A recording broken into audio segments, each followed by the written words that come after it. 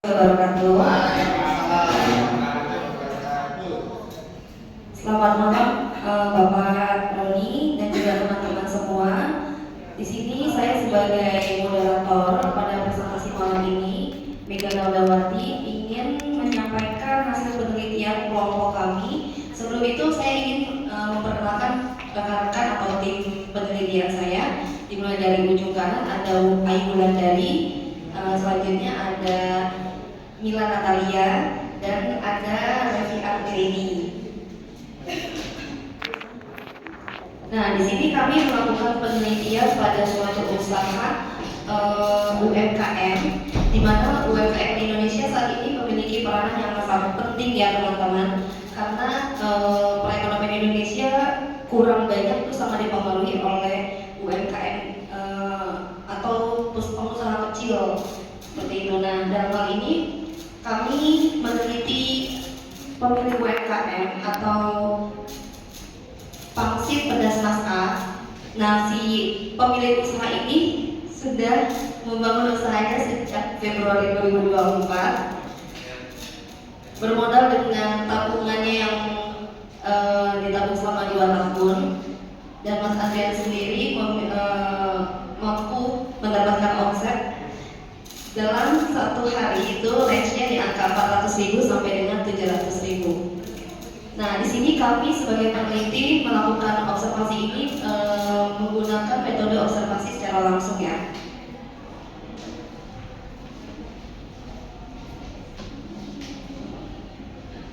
Nah, untuk latar belakangnya sendiri, di sini untuk studi pelayanan bisnis merupakan langkah kritis sebelum memulai suatu usaha ya teman-teman, di mana studi pelayanan bisnis juga diartikan sebagai penilaian yang komprehensif untuk menggali pelayanan ide bisnis yang diusulkan.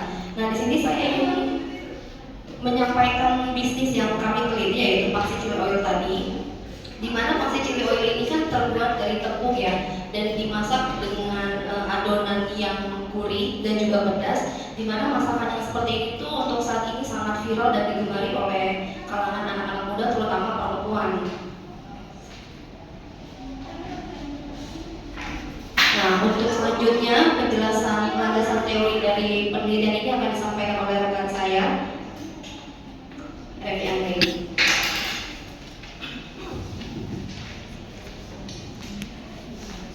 Halo semua. Jadi sebelum kita membahas aspek keuangan dan proyek usahanya, kita harus mencari tahu dulu nih Pangsit Chili Oil itu apa sih? Jadi Pangsit pedas oil ini berasal dari kuliner Tiongkok, di mana pangsit goreng atau rebus ini disajikan dengan saus minyak cabai yang kaya rasa. Kemudian saus ini menjadi terkenal dan menyebar ke berbagai negara, menghasilkan berbagai variasi dan modifikasi sesuai dengan selera lokal. Di bab 3 ini kami akan membahas profil usaha dan aspek-aspeknya. Yang pertama tentunya kita harus membahas profil usaha ini. Profil usaha, nama usahanya ini Pangsit Pedas Mas A. Mas A ini, A-nya ini berasal dari nama pemiliknya itu sendiri, yaitu Andrea. Jadi Pangsit Pedas Mas A. Terus bentuk badan usahanya tentunya perusahaan perorangan. Legalitas usaha yang dimiliki ini adalah kwitansi pembayaran iuran keamanan per bulan. Terus alamat usahanya di Jalan Kalideres Permai, nomor 3, RT 3, RW 14, dekat Hari-Hari. Terus nama pemiliknya Andrea Firmansyah. Bidang usahanya adalah tentunya perdagangan, jenis usahanya kuliner. Latar belakang berdirinya usaha ini karena terdesak. Jadi Mas Andrea ini terdesak oleh keadaan ekonomi keluarga. Nanti akan diceritakan selanjutnya di aspek finansial, sehingga tentunya termotivasi untuk membentuk atau menjalankan usaha kecil dengan sedikit ilmu dan modal yang sudah disiapkan selama 2 tahun. Nah, Mas Andrea ini punya bekal di saat SMK ini sudah mengikuti seminar-seminar usaha gitu ya teman-teman. Jadi Mas Andrea sekarang baru berumur 22 tahun. Terus jumlah karyawannya 3 karyawan termasuk owner dan modal awal 10 juta. Ini lokasi dan display pangsit Mas A. Di sini dekat jajanan pasar, dekat hari-hari. Kalau teman-teman tahu, di sini hari-hari, di sini lokasinya. Terus selanjutnya akan dijelaskan oleh Wulandari.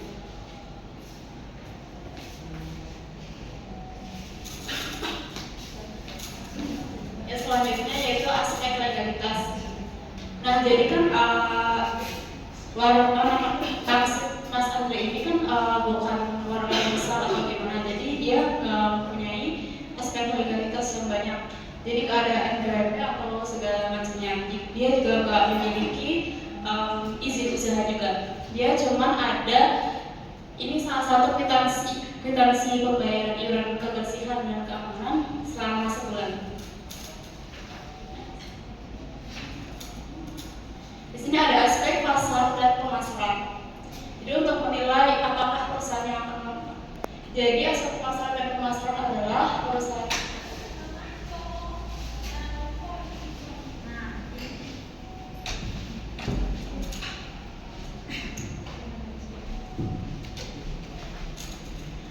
Jadi Mas Andre ini memiliki visi yaitu memperkenalkan produknya ke banyak kalangan dan menjual produk makanannya di banyak wilayah di DKI Jakarta.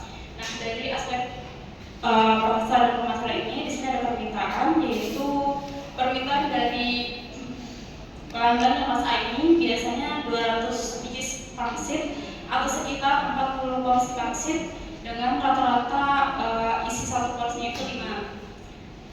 Lalu penawarannya juga dia mampu kasih penawaran yaitu 40 porsi sesuai permintaan, karena pangsit Mas Andre ini termasuk sangat laku. Jadi dia hampir setiap hari habis.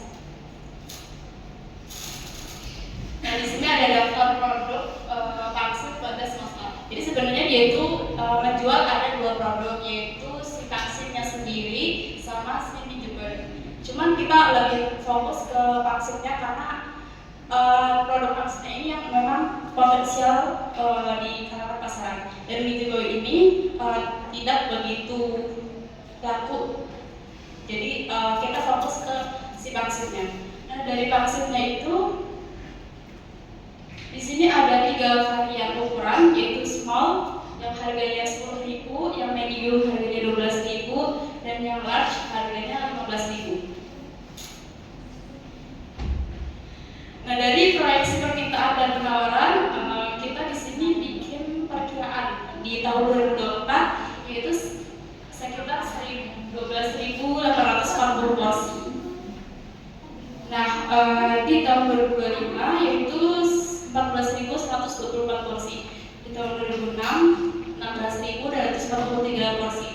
Jadi kita bikin proyeksinya itu 10% ke depan. Jadi dari 2024 ke tahun 2025 kita membuat perkiraan itu naik 10%, dan di ke tahun 2026 kita membuat perkiraan 15%. Begitupun sama dengan perkiraan penawaran. Jadi penawaran kita bikin perkiraan dalam 2024 yaitu 12.990 porsi, di tahun 2025 14.249 porsi, dan di tahun 2026 16.430 porsi. Nah, dari proyeksi penjualannya, proyeksi penjualan kedepannya, si Mas Andre ini ingin membuka cabang baru. Cuman sebenarnya dia ingin membuka dalam waktu dekat, tapi terhalang karena beliau juga masih menjadi karyawan dan juga beliau belum sepenuhnya percaya sama orang lain untuk membuka cabang seperti itu. Lalu produknya sendiri tadi sudah dijelaskan, yaitu pangsit chili oil dan mie Jogoy. Lalu analisis pesaingnya, jadi Mas Andre ini tidak memiliki pesaing yang serupa. Jadi di sekitaran radius 2-3 km itu tidak ada penjual pangsit. Mungkin jajanan lain banyak, tapi untuk pangsit sendiri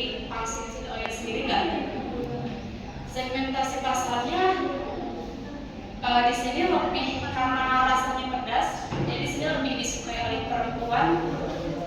Tapi dari beberapa kalangan seperti pelajar, mahasiswa, pegawai, dan ibu rumah tangga. Jadi tapi tidak menutup kemungkinan bagi laki-laki juga. Tapi lebih banyaknya itu perempuan.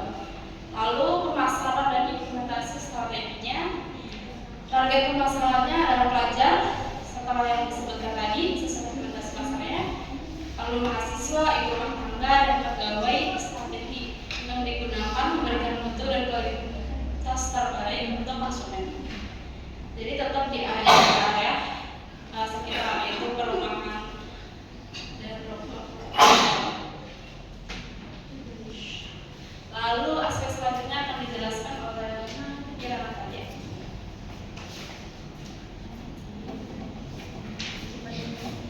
Di sini saya akan menjelaskan untuk aspek manajemen dan SDM-nya. Kalau misalnya di sini bisa kita lihat usahanya itu bersifat perorangan. Terus juga kalau misalkan kayak untuk modal, kepemilikan, pembagian laba, pemasaran dan manajemen cuma dikerjakan langsung sama ownernya. Terus kalau misalkan kan usahanya berdirinya terhitung dari Februari kemarin, masih di tahun ini, itu dia semua masih dikerjakan secara mandiri sama owner selaku Mas Andre, terus juga keluarga. Terus dia juga ada kayak pacarnya yang bantuin dia untuk jagain standnya, untuk kayak melakukan pelayanan, terus kayak bikin kayak produksi bisa dikadoi, itu juga bisa dibantu sama pacarnya atau ibunya juga bisa. Terus pembeli bahan makanan, pengolah dan bahan menjadi pangsit itu dilakukan sama ibunya. Jadi kayak untuk kalau proses pembuatan awal ibunya si Mas Andre yang buat.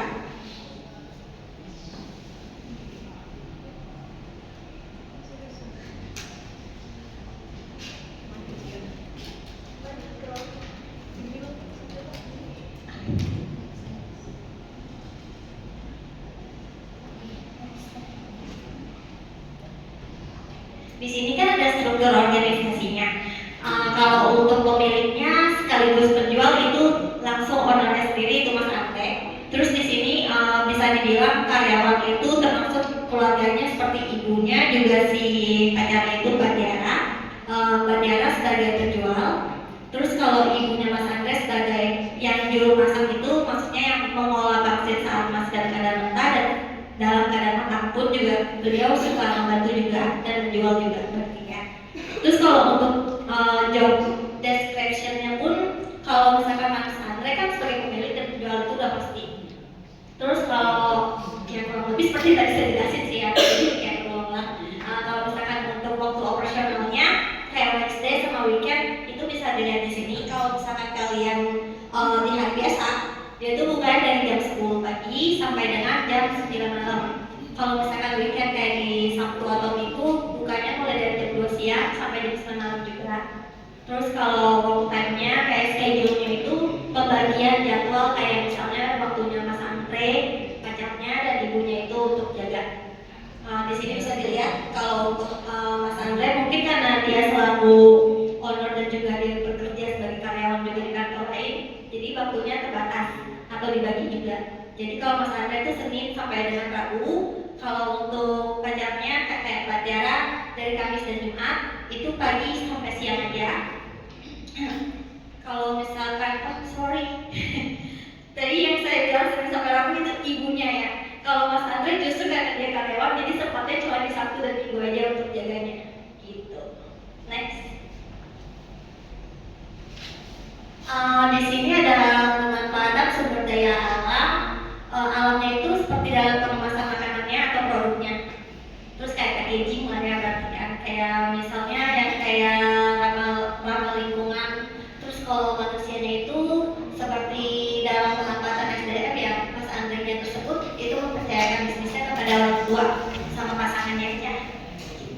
Seperti dijelaskan tadi oleh teman saya, beliau belum bisa terlalu sepenuhnya untuk percaya memakai karyawan lain untuk saat ini gitu.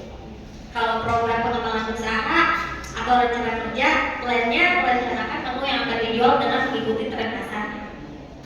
Terus kalau melakukan uji skala kecil dan mempromosikan melalui sosial media. Terus kalau misalkan kayak cek itu mereview atau menganalisis hasil dari segi penjualan dan promosi, mengambil tindakan dan melakukan inovasi.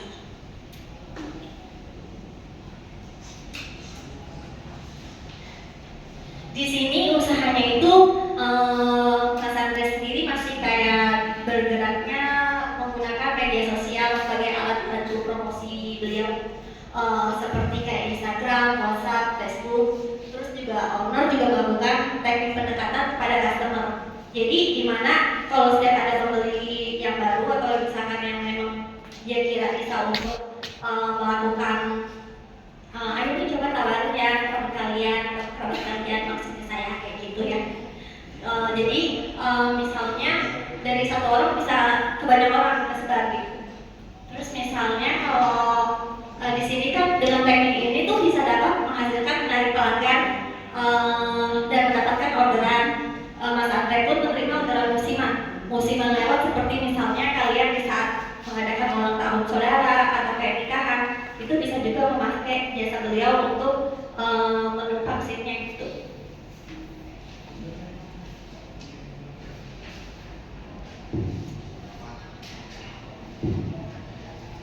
Proses kegiatan bisnisnya itu seperti import outnya, menyediakan bahan-bahan untuk diolah menjadi pangsit seutuhnya. Dengan persediaan bahannya dibeli langsung dari pasar, terus prosesnya bisa dilihat dalam proses pembuatannya langsung dibuat dan diolah oleh ibunya Mas Andre seperti yang tadi saya jelaskan, sesuai dengan rasa dan bentuk yang sesuai. Terus kalau outnya tuh pangsit yang sudah matang dan direbus lalu dimasukkan ke dalam wadah plastik besar, dan untuk penjualnya sendiri menggunakan tip wall-ball sesuai dengan ukuran dan menu yang diminta pelanggan. Seperti yang tadi juga teman saya jelaskan, di sini ada 3, yaitu small, medium, sama large.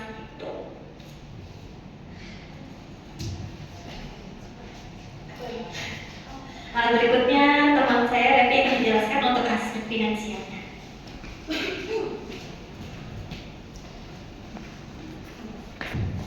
Jadi untuk aspek finansialnya ini dijelaskan bahwa sebelum memulai usaha, Mas Andre bekerja sebagai seorang security di PT Agung Sedayu dan bekerja sampingan sebagai seorang driver ojek online. Nah, tentunya selama 2 tahun menekuni pekerjaan ini, Mas Andre mampu menghasilkan tabungan sebesar 10 juta. Dengan tabungan 10 juta, dan dikarenakan kondisi sang ayah tidak dapat lagi mencari uang atau bekerja dikarenakan sakit gagal ginjal yang diderita ayahnya, maka Mas Andre yang berumur 22 tahun ini memutuskan untuk membuka usaha pangsit chili oil.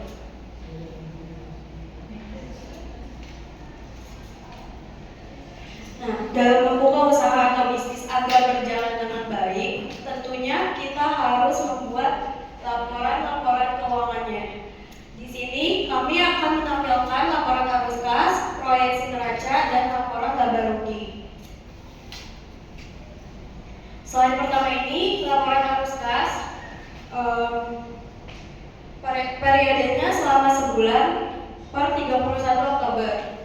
Dari arus kas dari aktivitas operasi ini kami jelaskan lagi bahwa ada laba rugi atau laba bersih sebesar 7.254.167 perak.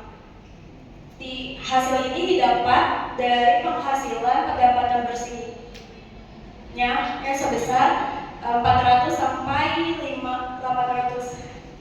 Ya, 400 dari rata-rata 400 sampai 800 per hari penghasilannya itu, maka kami ambil rata-ratanya yaitu 500.000.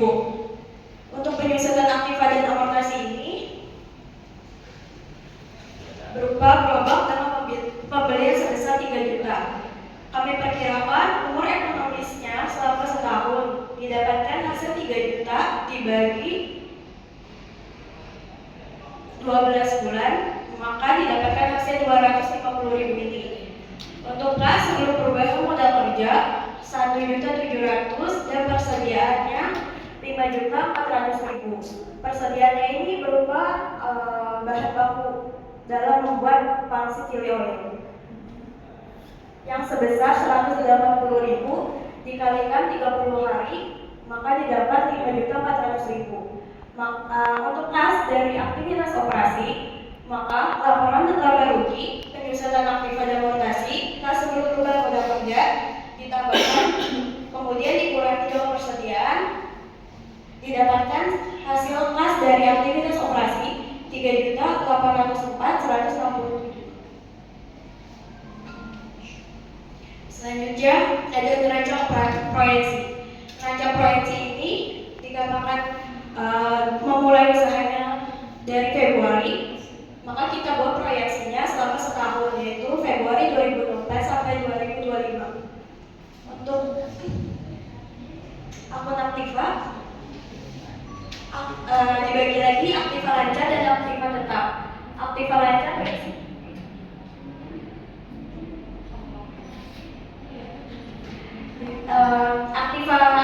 aktiva lancar ditambah aktiva tetap dengan totalnya 115.450.000. Balance dengan pasifa ditambah ekuitas. Di sini utang sama dengan 0 dikarenakan Mas Andrea sendiri tidak mempunyai dan menghindari utang. Next.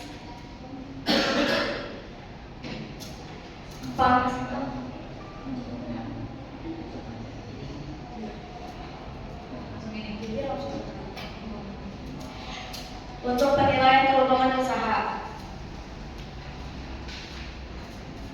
margin keuntungan ini adalah indikator yang menunjukkan seberapa baik perusahaan menggunakan penghasilan untuk membayar pengeluaran bisnis.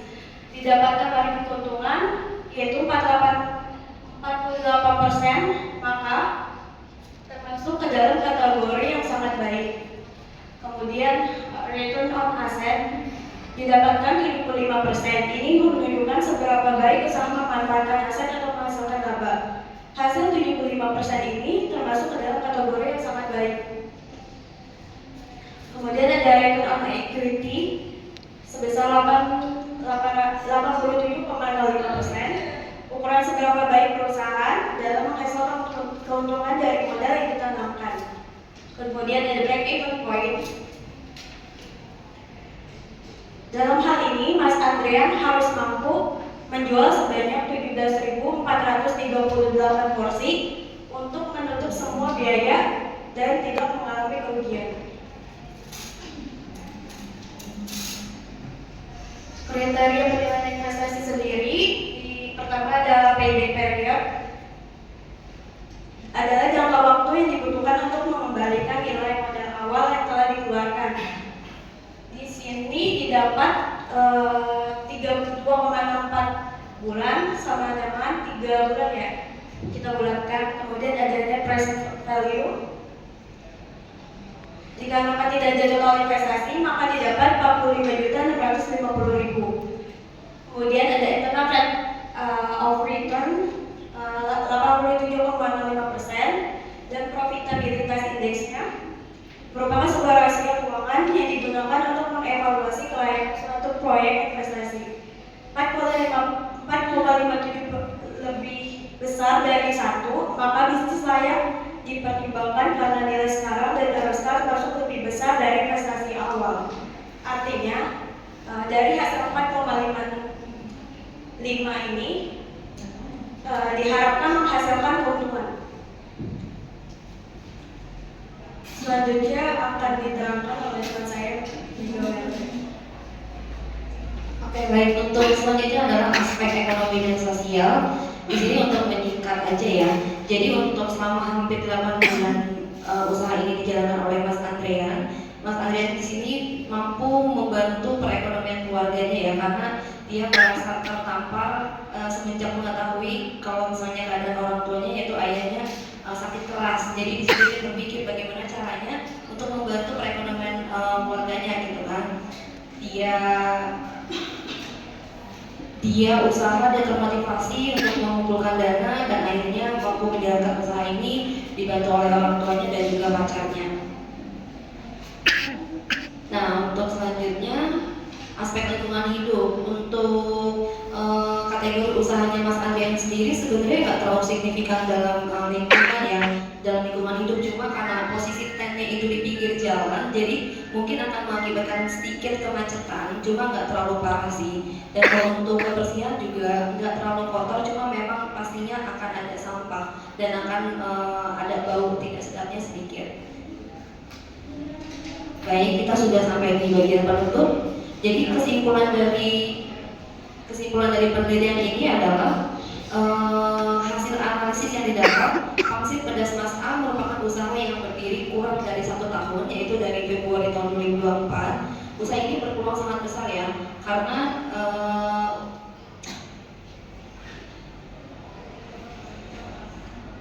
usaha ini sangat berpeluang sangat besar karena terlihat ya dari range keuntungan yang didapatkan dalam 1 hari itu mencapai 400 sampai dengan 300 ribu.